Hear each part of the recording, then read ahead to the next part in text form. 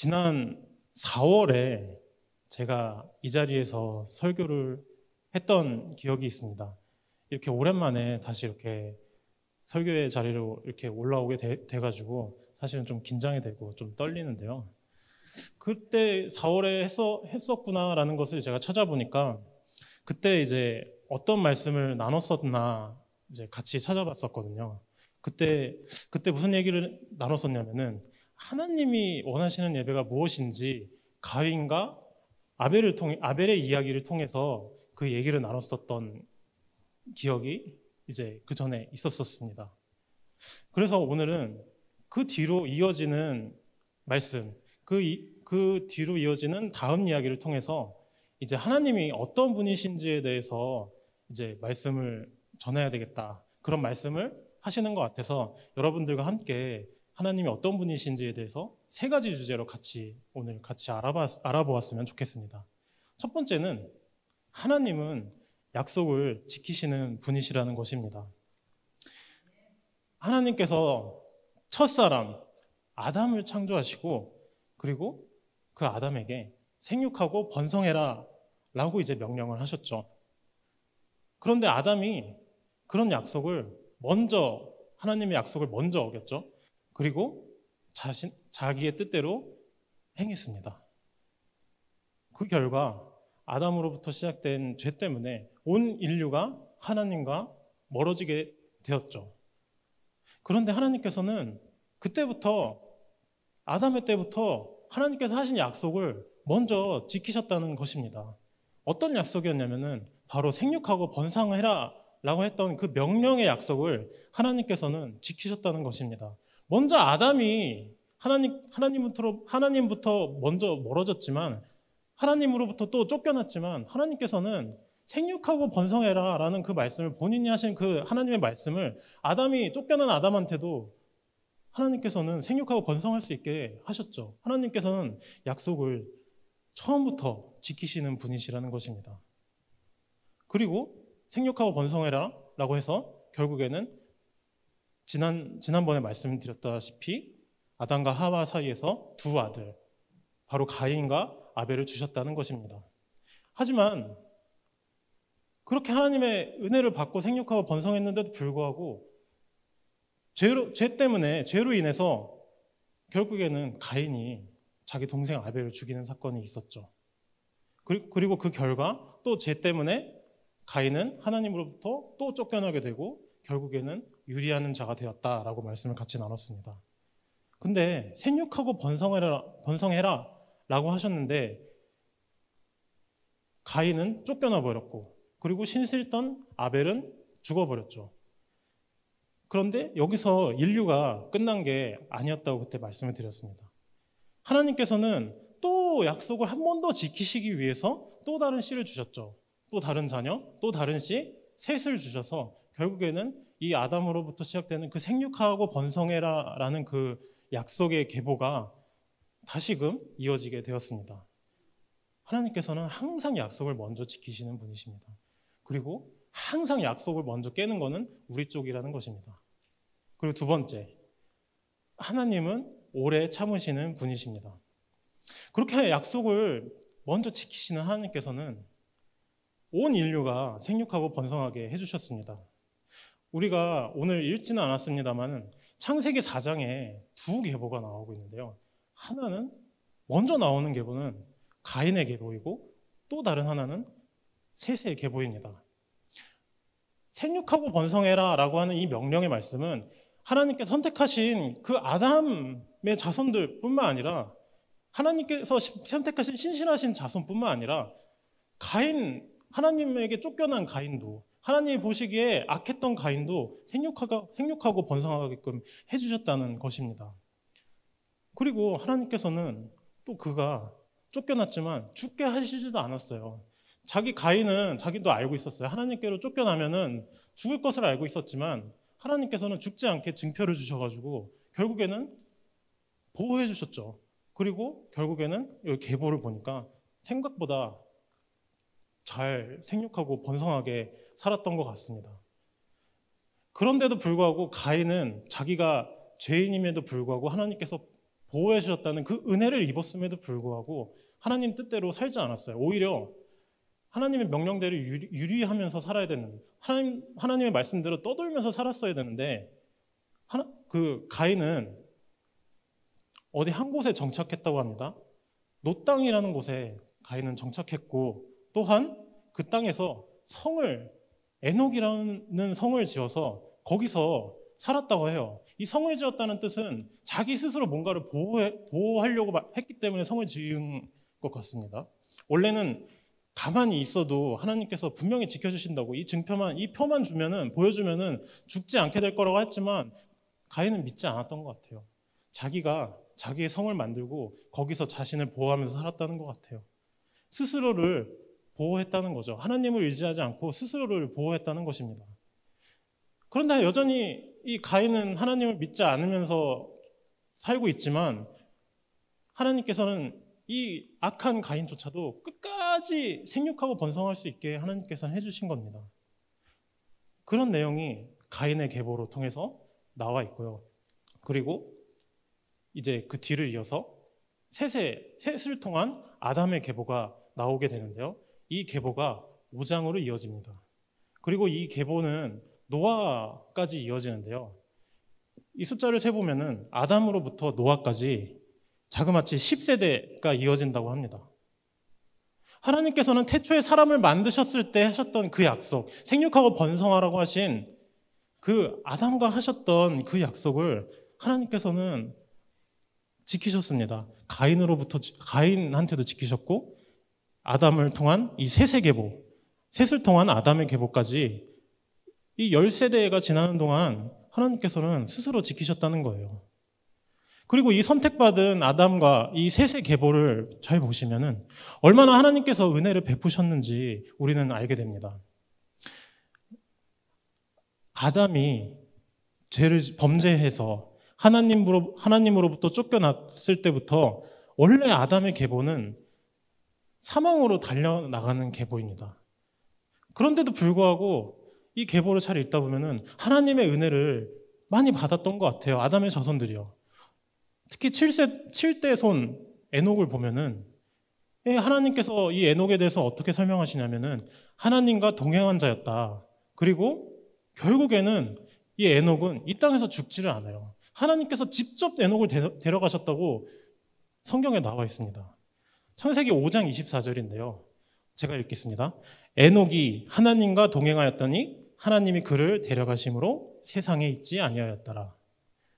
이 내용에 대해서 히브리서에 좀 더 자세하게 나와 있는데요. 히브리서 저자는 이 에녹이 믿음으로 죽음을 면했다고 합니다.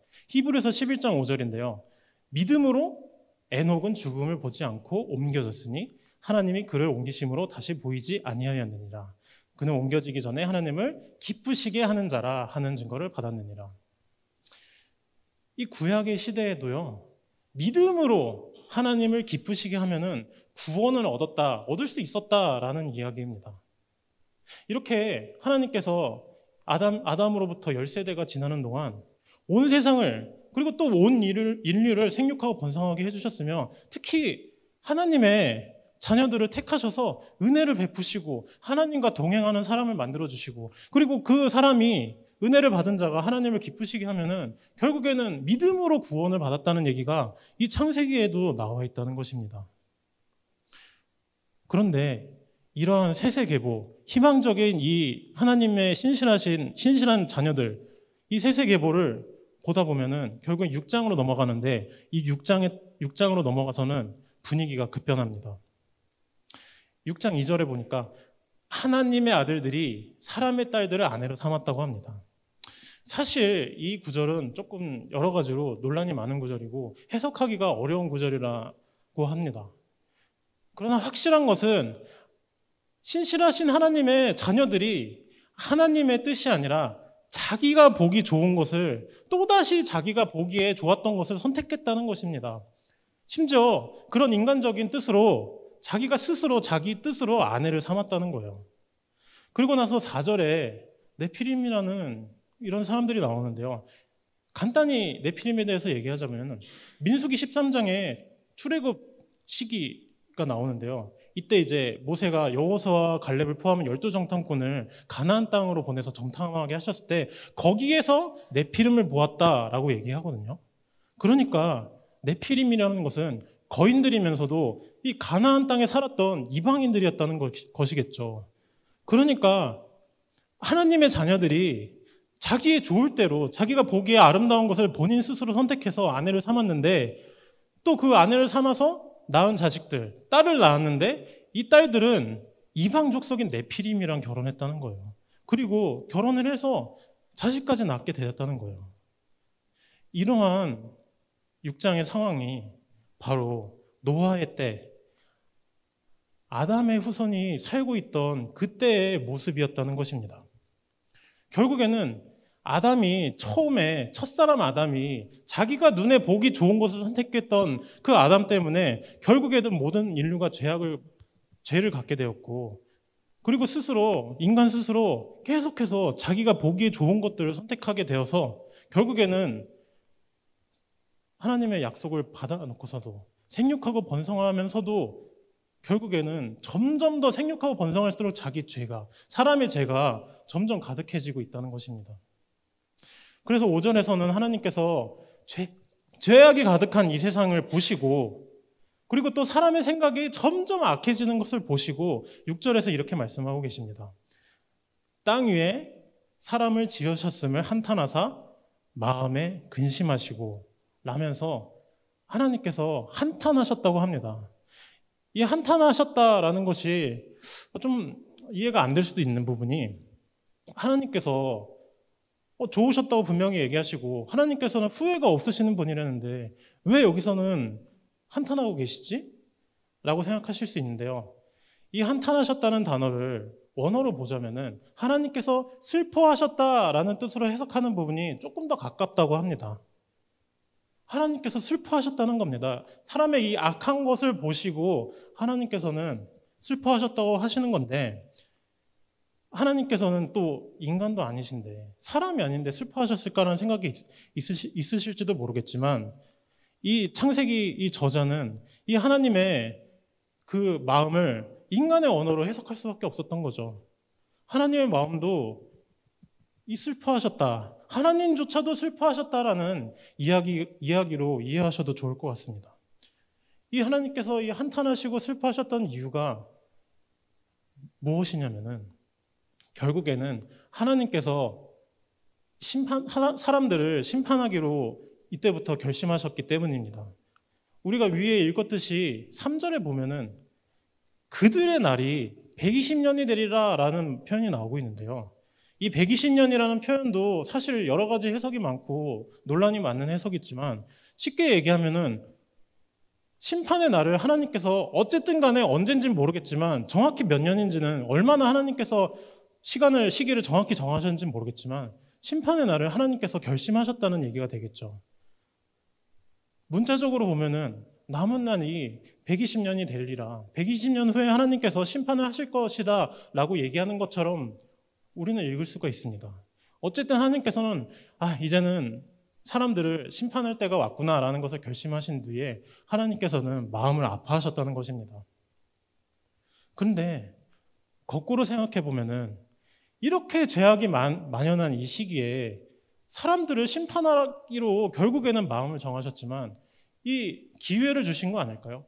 이 120년이라는 시간을, 문자적으로 보면 120년이지만 어쨌든 간에 이 시기를 주셨다는 것은 하나님께서는 사람들에게 기회를 주신 것이라고 봐야 될 것입니다. 이런 하나님의 마음을 통하여서 우리는 생각할 수가 있어요. 하나님께서 원하시는 것은 결국에는 심판이 아니시라는 겁니다. 하나님께서는 멸절을 원하시는 분이 아니시고 끝까지 하나님께서는 기다려주셔서 여전히 모든 사람들이 돌아오시기를 원하시는 거죠. 120년 동안 기다리시면서 어쨌든 인간들이 지금 죄를 짓고 죄악이 만연한 이 세상 속에 살고 있지만 그들이 돌이키기를 원하시고, 결국에는 하나님께서는 이 시기 동안에 사람들이 돌아와서 결국에는 사람과 하나님 사이의 관계가 회복되기를 원하시는 분이시라는 사실을 우리는, 그런 하나님의 마음을 우리는 이해해야 될 것입니다. 그런데 이 120년, 하나님께서 120년만을 참으신 게 아니라는 것을 우리는 알 수가 있습니다. 아까 잠시 살펴보았던 아담의 7대손, 이 에녹이 실은 하나님의 이러한 심판의 계획을 알고 있었다고 성경은 이야기하고 있습니다. 유다서 1장에 보면은 에녹에 대해서 이야기하고 있는데요. 유다서 1장 14절에서 15절 말씀입니다. 제가 읽겠습니다. 아담의 7대 손 에녹이 이 사람들에게 대하여도 예언하여 이르되 보라 주께서 그 수만의 거룩한 자와 함께 임하셨나니 이는 뭇사람을 심판하사 모든 경건하지 않은 자가 경건하지 않게 행한 모든 경건하지 않은 일과 또 경건하지 않은 죄인들이 주를 거슬러 한 모든 완악한 말로 말미암아 그들을 정죄하려 하심이라 하였느니라. 이 유다서를 작성한 이 유다가 있었을 당시에 유대인들 사이에서는 에녹이 알았다고 해요. 하나님의 심판이 곧 이를 것이다 라고 예언을 했다고 한 내용들이 유대인들 사이에서는 전승돼서 내려와졌다고 합니다.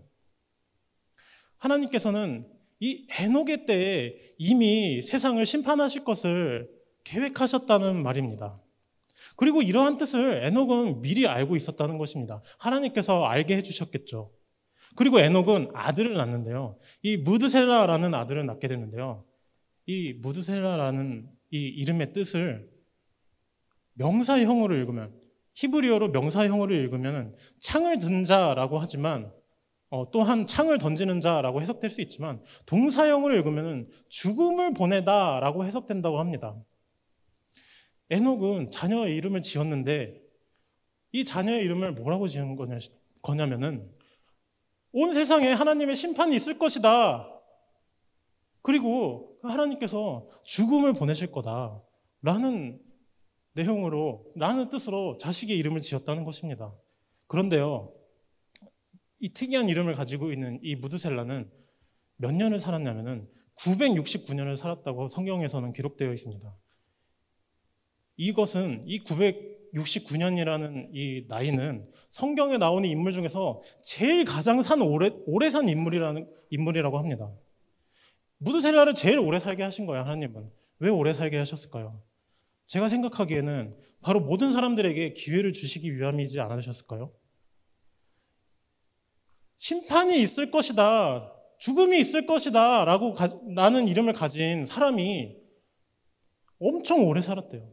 그 사람의 이름을 부르고 이 사람 이름 특이하네 라고 부르면서 이스라엘 사람들, 이 당시에는 이스라엘은 아니었겠지만 이 아담의 자손들이 이름을 부르면서 살았을 거 아니에요. 죽음이 이를 것이다, 심판이 있을 것이다, 그렇게 얘기를 하면서 경각심을 갖지 않았을까요? 언젠가 하나님의 심판이 있을 수도 있지 않을까? 그런 하나님의 마음을 우리는 이 무드셀라라는 이름을 통해서 알게 될 수 있습니다. 그러니까 하나님께서는 120년이 아니라 매우 오랜 시간을 참고 기다리신 것입니다.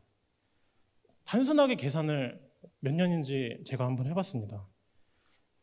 에녹이 언제쯤부터 하나님의 뜻을 알게 되었는지는 잘 알 수가 없지만 적어도 무드셀라를 낳았을 때는 알고 있었겠죠? 그래서 무드셀라의 나이를 기준으로 계산해 보면은 무드셀라가 187세에 라멕을 낳았고 라멕은 182세 때 노아를 낳았다니까 이 둘을 더하면은 369가 되고요. 그러니까 무드셀라가 369세 때 손자인 노아를 보았다는 것이 되겠습니다. 그리고 노아는 500세 때 셈과 함과 야벳, 자신의 아들 셋을 낳았다고 했습니다. 그러니까 369 더하기 500 하니까 869세겠죠? 그리고 창세기 7장 6절에 보니까 노아가 600세가 될 때 홍수가 일어났다고 합니다. 정확히 100년 뒤에 홍수가 일어났대요. 그러니까 하나님은 적어도 969년을 참고 기다리셨다는 얘기가 단순 계산으로 해도 나옵니다.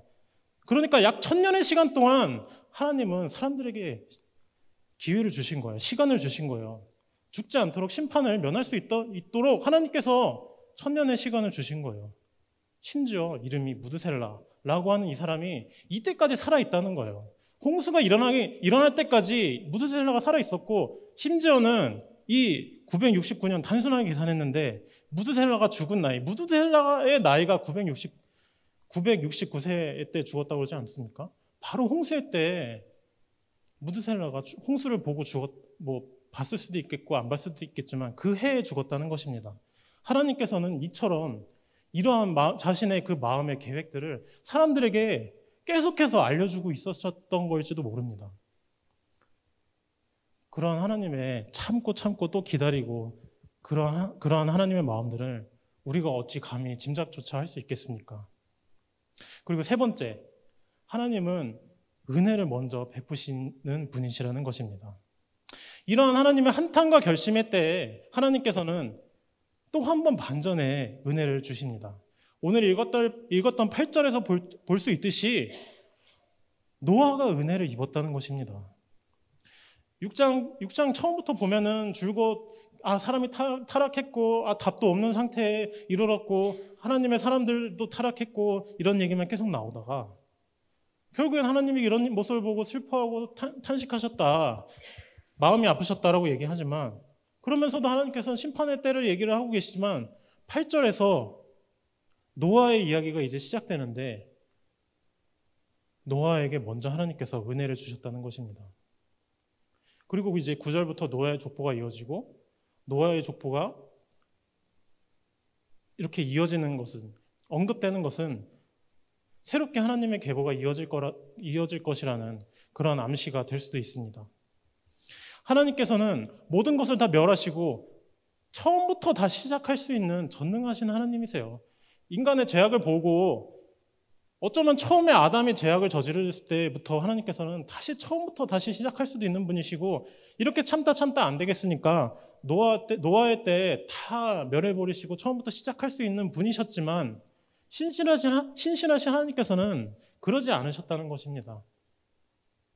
어차피 멸하실 건데 지금 당장 멸하셔도 되는 거잖아요. 왜 굳이 120년을 참으시고 1000년을 참으시고 심지어 노아에게 방주까지 만들게 하셨다는 것은 하나님은 심판을 원하셨다는 게 아니십니다. 구원의 하나님은 그렇게 하지 않으시는 구원의 하나님은 사랑의 하나님이시라는 것입니다. 이러한 하나님의 본신들은 성경 곳곳에 나와 있습니다. 에스겔 18장 23절에 보면은 주 여호와의 말씀이니라. 내가 어찌 악인이 죽는 것을 조금인들 기뻐하랴. 그가 돌이켜 그 길에 떠나 사는 것을 어찌 기뻐하지 아니하겠느냐. 이 에스겔, 이 구약의 시대의 하나님께서도 악인이 죽는 것을 기뻐하지 않으셨대요. 오히려 그가 돌아오기를 기뻐하셨다는 거예요. 그리고 베드로후서 3장 9절에도 이러한 이야기가 나와 있는데, 주의 약속은 어떤 이들이 더디다고 생각하는 것 같이 더딘 것이 아니라 오직 주께서는 너희를 대하여 오래 참으사 아무도 멸망하지 아니하고 다 회개에 이르기를 원하시느니라 라고 베드로는 얘기했습니다. 예수님이 언젠가 다시 이 세상에 우리는 오실 것이라고 믿습니다. 심지어 초대교회 사람들은 당장에 예수님이 다시 돌아오실 것이라고 믿었다고 합니다. 근데 지금까지도 예수님은 다시 오고 계시지 않으세요. 지금도 어떤 사람들은 더디다고 생각하고 있을지도 모릅니다. 근데 이거는 더딘 게 아니세요. 하나님께서는 다 계획이 있으신 분이신데 무슨 계획이시냐? 오래 참으사 아무도 멸망하지 않게 하시기 위하시는 분이시라는 것입니다. 모든 사람이 회개에 이르기를 원하신다고 지금 베드로는 얘기하고 있는 것입니다. 심지어는 믿지 않는 사람들한테 해당하는 말이 아니에요. 이거는 그 사람들한테도 해당하는 말이지만 이 이야기는 우리들한테도 해당하는 말 아니겠습니까? 우리 속에 남아있는 이 죄들, 우리가 예수님으로부터 구원을 받았지만 우리가 여전히 이따금씩 저지르는 하나님의 말씀을 반하는 그런 죄들도 우리는 있지 않습니까? 그런 죄들까지도 하나님은 기다려주시는 분이시라는 것입니다. 아무도 멸망하지 않고 회개를 원하시는 분, 하나님은 참고 또 참고 오래 참고 기다리시는 마지막까지 은혜를 주시는 하나님이시라는 겁니다. 그래서 우리가 이 노아의 이야기 제대로 시작하지도 않았지만 벌써부터 이 짧은 구절을 통해서도 우리가 하나님의 그러한 마음들, 하나님의 마음을 우리가 이해할 수 있는 것입니다. 심판을 원하셨다고 생각했지만 반전으로 은혜를 주시는 하나님, 굳이 은혜를 노아한테 먼저 주셔서 살 길을 먼저 만드시고, 그리고 방주도 얼마나 오랜 시간 만들지 않았습니까? 그 방주를 만들 때 하나님께서는 조금이라도 더 많은 사람이 은혜를 받기를 원하셨던 거 아니겠습니까? 하나님은 심판이 아니라 회개와 회복을 주시는 분이시라는 것입니다. 그렇기 때문에 하나님께서는 노아를 선택하시고 방주를 만들게 하시고 온 세상의 것들을 지켜주셨으며, 한 명이라도 더 많은 사람들이 돌이켜서 방주에 타기를 원하셨던 분이시며, 그리고 심지어는 하나님 마음을 이랬을 거예요. 모든 사람이 다 돌이켜서 살기를 원하셨던 분이셨을 것입니다. 이제 결론입니다. 하나님께서는 이처럼 세상을 사랑하셔서 온 세상이 회복되기를 원하시는 분이시라는 것입니다. 그렇기 때문에 우리가 바라보아야 할 것은 심판이 아니에요. 언젠가 심판이 분명히 있겠지만 우리는 그 심판을 바라보는 게 아니고 그때 있을 회복과 구원을 우리는 바라봐야 될 것을 믿으시기 바랍니다. 1000년이라는 시간 동안 많은 사람들이 돌아오시기를 원하셔서 오래 참으셨고, 심지어는 그렇게 기다렸는데도 불구하고 돌아올 기미가 보이지 않자 한탄하시며, 물로 심판할 계획이 하나님께서는 있으셨음에도 불구하고 하나님께서는 또 오래 참으시면서 심판의 계획 속에 이미 구원의 계획까지 있으셨던 것입니다. 그렇기 때문에 노아를 세우신 것 자체가 하나님의 뜻이며 하나님의 은혜입니다. 또한 하나님께서 방주를 직접 준비하지 않으신 것도, 노아가 오랫동안 방주를 짓게 하신 것도 결국에는 하나님의 은혜요, 하나님의 마음이었을 것입니다. 그리고 그 후로 세상은 노아를 통해서 또 한 번 기회를 얻습니다. 하나님께서는 지금까지도 오래 참고 계시는 분이십니다. 심지어는 하나님께서 이 물로 심판하신 것을 본인이 보시고 나서 마음이 안 좋으셔서 노아에게 약속하셨죠. 다시는 세상을 물로 심판하지 않으실 것이다라고 하나님께서는 약속하셨습니다. 여전히 하나님께서는 은혜의 하나님이시라는 것입니다. 하지만 그럼에도 불구하고 그때 이후로 또 인류는 점점 더 악해져만 가고 있습니다. 그렇지만 하나님께서는 여전히 세상을 사랑하셔서 결국에는 또 한 사람을 세우셨습니다. 그리고 이제는 그 세워주신 그 한 사람, 그분을 믿기만 하면은 구원을 얻을 수 있게 되었습니다. 그리고 우리가 그분을 믿게 하신 것도 하나님의 은혜인 줄 믿으시기 바랍니다. 왜냐하면 우리가 의로워서도 아니에요. 우리가 온전하고 완전해서 그분을 믿게 된 것이 아니기 때문입니다. 노아에게 먼저 은혜를 주신 것처럼, 노아에게 은혜를 먼저 주신 것처럼 하나님께서 먼저 우리를 찾아오셔서 우리의 어떤 것을 보지 않으시고, 우리가 그분을 택한 것이 아니고 하나님께서 우리를 택한 것이 은혜 자체라는 것입니다. 이제 그 은혜를 먼저 받은 우리가 하나님께 쓰임받는 자인 것을 깨달아야 합니다. 죄악된 이 세상에서 예수님의 길을 따라야 되는 우리는 하나님의 뜻을 이 세상에 알려야 하는 것입니다. 우리가 보기에 세상이 실은 너무 악한 것 같고 변하지 않을 것 같고 사실은 무섭습니다. 두렵고 떨려요. 이 세상이 너무 악해서 내가 감당해낼 수가 없겠다, 이런 생각이 드는 것이 사실입니다. 그리고 오히려 세상이 교회를 너무 심각하게 공격하고 교회를 정말 못살게 굴고 있는 것도 사실입니다. 하지만 노아가 그랬던 것처럼 먼저 은혜를 노아가 받고, 그리고 9절에 볼 수 있듯이 의롭다함을 나중에 받은 것처럼 우리도 하나님께 은혜를 먼저 받음으로 인해 예수를 믿어 의롭다 여김을 받았기 때문에 우리는 하나님의 뜻을 세상에 전하면서 세상을 변화시키면서 세상의 빛과 소금이 될 수 있는 것입니다. 왜냐하면 우리는 언제인지는 모르지만, 정확히 알 수 없지만 우리는 곧 그날이 올 것이라는 것을 우리는 확실히 믿고 있기 때문입니다. 그렇기 때문에 온 세상의 사람들이 구원을 얻기를 원하시는, 하나님께서는 여전히 참고 계시면서 온 세상에 있는 모든 사람들이 하나님께로 돌아가서 회복되기를 원하시는 그런 하나님의 뜻을 받들어서 예수님이라는 구원의 방주에 많은 사람들이 탈 수 있도록 우리가 쓰임받는 노아와 같은 사람이 되는 여러분들과 제가 되기를 주님의 이름으로 소망합니다. 기도하겠습니다.